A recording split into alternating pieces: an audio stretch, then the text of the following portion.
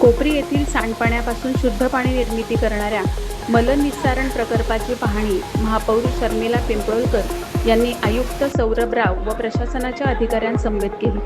पाहणी करत असताना या प्रकल्पामध्ये आढळलेल्या त्रुटींबाबत महापौरांनी अधिकाऱ्यांना धारेवर धरले व 15 दिवसात या संपूर्ण प्रकल्पाची माहिती सादर करण्याचे निर्देश त्यांनी प्रशासनाला दिले आहेत। या पाहणी दौऱ्यात अतिरिक्त आयुक्त 2 प्रशांत रोडे, स्थानिक नगरसेविका मालती पाटील, नम्रता पमनानी, नगरसेवक मनोहर डुंबरे, नगर अभियंता प्रशांत सोनग्रा, अग्निशमन विभागाचे गिरीश झळके, कार्यकारी अभियंता गुणवंत झांबरे यांच्यासह संबंधित विभागाचे अधिकारी उपस्थित होते।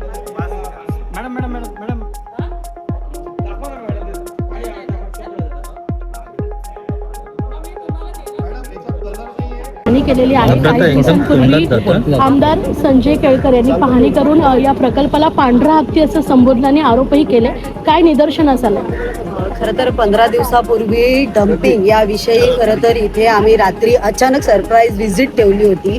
काही स्थानिक नगरसेवक, आपले कोपरीतले स्थानिक नगरसेवक, तिकडचे स्थानिक नागरिक आपले यांच्या मागणीनुसार मी रात्री 8:30 पावणे 9 वाजता खरं तरी व्हिजिट केली होती। डम्पिंग म्हणजे कोपरीमध्ये आपण काही कालावधीसाठी हा कचरा जो गोळा होणार आहे तो टाकण्यासाठी आपण इथे पर्यायी त्यांना हे दिली होती, मान्यता दिली होती। पण आता गेली 5 वर्ष वारंवार हा कचरा इथे येऊन कोपरीमध्ये टाकला जात आहे।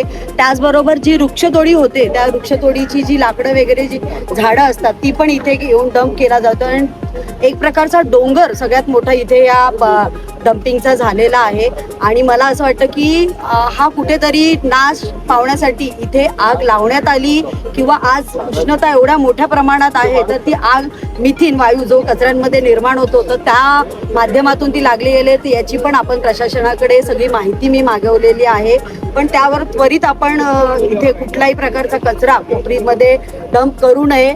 ज्या वेळेला पाहणी दौऱ्यासाठी आले होते त्यावेळेला इथे कुठलीही सुरक्षा व्यवस्था नव्हती, सुरक्षा रक्षक नव्हते, ती व्यवस्था आपण केली। पण तरी पण आता मला या मागणीनुसार सांगण्यात येतं की हा कचरा पुन्हा टाकण्यात येत आहे। आगीचं प्रमाण दिवसेंदिवस वाढतच आहे। संध्याकाळच्या प्रमाणात अजून जास्त प्रमाणात आग खरं तर वर येते आणि त्याचा त्रास स्थानिक नागरिकांना लवकर जास्त होतो। कारण हरिओम नगरचा जो पट्टा आहे तर त्यांची घरं खूप जवळपास या डम्पिंग जवळ आहेत। त्याचप्रमाणे त्यावेळेला ST प्लॅनचा पण आपण दौरा केला होता, पण ती व्हिजिट मला वेगळ्या पद्धतीने घ्यायची होती। पण आज 15 दिवस होऊन सुद्धा कुठलीच माहिती पुरवली गेली नाही। तर आयुक्तांसमवेत तिकडचे अधिकारी या प्लॅनचे या सगळ्यांना घेऊन आणि ठेकेदार, कॉन्ट्रॅक्टर या सगळ्यांना घेऊन आज आपण स्थानिक नगरसेवक आणि सगळे नागरिक यांना घेऊन हा खरं तर प्रकल्पावर आपण या इथे आलो आहे। मला वाटतं महाराष्ट्राचे लाडके उपमुख्यमंत्री एकनाथजी शिंदे साहेब हे नेहमी या ठाण्याच्या विकास कामासाठी चांगले चांगले प्रकल्प आपल्यापर्यंत पोहोचवत असतात। त्यामधलाच हा STP प्लॅन जो कोपरीमधलं जेवढं मलकेंद्र म्हणून आपण इथे खरं तर हा प्रकल्प इथे चालू केला, पण कुठेतरी या प्रकल्पामधून चुकीचे कामं केली जात आहेत असे इकडच्या स्थानिक नगरसेवकांनी पण आपल्याला सांगितलं। आणि मला असं वाटतं की जर 10 कोटी किंवा याच्यापेक्षा कोटीवध्य रुपये आपण जर या प्लांटसाठी देत असू आणि त्याच्यातून जर आपलं निरागसन होत नसेल तर मला वाटतं हा प्रकल्प थांबवला गेला पाहिजे किंवा याच्यावर काहीतरी पुनर्वसन किंवा पुन्हा प्रक्रिया करून हा पुन्हा प्रकल्प चांगल्या पद्धतीने केला पाहिजे। कारण येणारा जो पैसा आहे किंवा देणारा जो पैसा हा नागरिकांचा आहे, लोकांचा आहे आणि त्याच्या मधूनच आपण एक चांगले प्रकल्प राबवण्यात यशस्वी होत असतो। पण आता याच्या पुढे मी महापौर म्हणून या प्रकल्पाला भेट दिली आहे आणि सगळ्या गोष्टी जाणून घेतल्या आहेत। जे 5 MLD पाणी आहे ते शुद्धीकरण होतं तर तो तसं काही मला इथे दिसलं नाही। जे अधिकाऱ्यांचे जे उत्तरं आहेत ती पण आपल्याला इथे व्यवस्थित भेटलेली नाही आहेत। पण माझ्या दालनामध्ये पुन्हा एकदा सर्वांबरोबर सगळी ही मीटिंग घेऊन याच्यातून काय निष्पन्न होईल याचा मी पाठपुरावा करत आहे। धन्यवाद मॅडम। आताच सगळ्यांना माझा नमस्कार। जय महाराष्ट्र। महाराष्ट्राचे उपमुख्यमंत्री एकनाथ शिंदे साहेब, खासदार नरेशजी म्हस्के साहेब, जिल्हा प्रमुख आमच्या मीनाक्षीताई शिंदे आणि सन्माननीय महापौर, सन्माननीय नगरसेविका नम्रता पमनानी। मला असं वाटतं की हा विषय इतका गहन झालेला होता की वारंवार याच्यावरती आम्ही तक्रार करत होतो। STP हा एक आमच्यासाठी मूलभूत म्हणजे जो कोपरीचं जे बोलतो जे आपलं एक चक्र चालायला लागतं की ड्रेनेजचं पाणी जर सगळ्यात मोठा प्रश्न की सकाळचा फोन येणारा, कारण का इथे जे आम्ही एसटीपी प्लांटला जी मंजुरी दिलेली, आम्ही कोट्यावधी निधीला महासभेत आम्ही मंजुरी देत असतो, कारण का आम्हाला असं वाटतं की एखाद्या गोष्टीला मंजुरी ज्या वेळेला देतो त्यावेळेला त्या गोष्टी आम्हाला म्हणजे कमी करायच्या असतात, की जे प्रॉब्लेम लोकांमध्ये आहेत, ज्या तक्रारी आहेत त्या झाल्या पाहिजे. आणि मला असं वाटतं नवीन नवीन गोष्टी व्हायलाच पाहिजेत, नवीन प्रोजेक्ट येतात त्या माझ्या वॉर्डमध्ये पण व्हायला पाहिजे. आणि याच्यासाठी मला असं वाटतं की आम्ही तिघींनी त्यावेळेला मंजुरी दिलेली याच्यासाठी.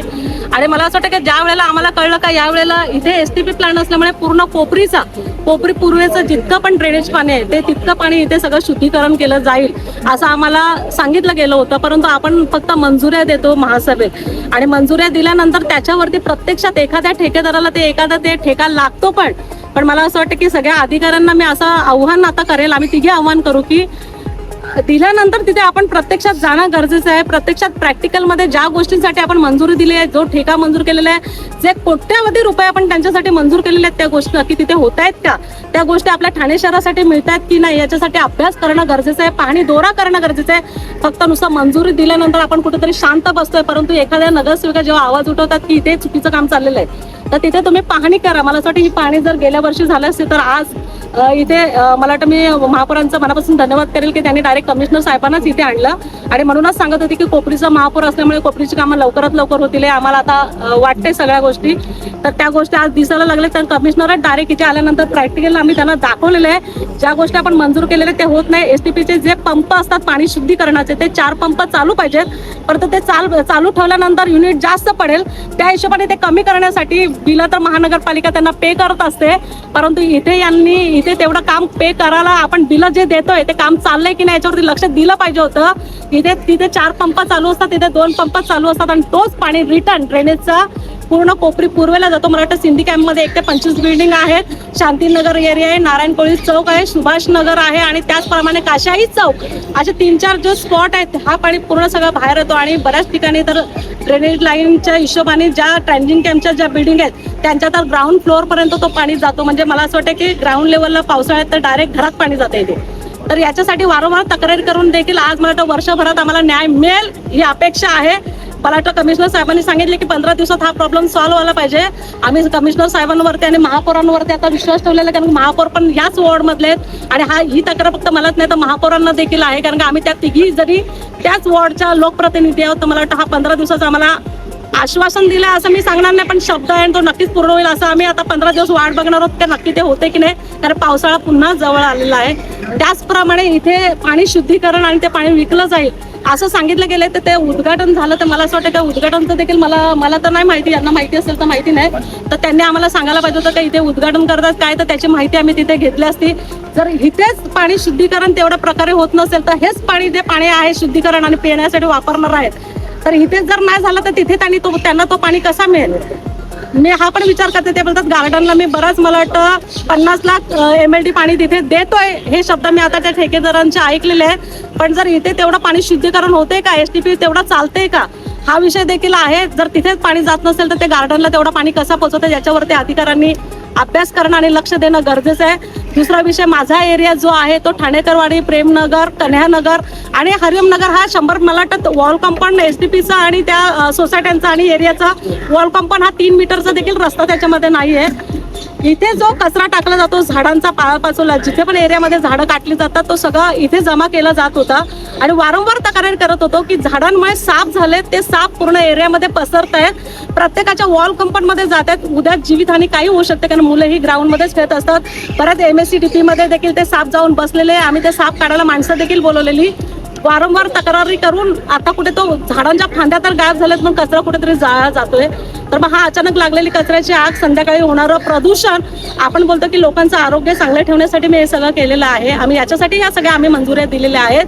तर मग प्रदूषण जेव्हा होतो, धूर जेव्हा पूर्ण एरियामध्ये पसरतो, तर हे मला असं वाटतं की जीवाला घातक आहे, श्वासनासाठी घातक आहे.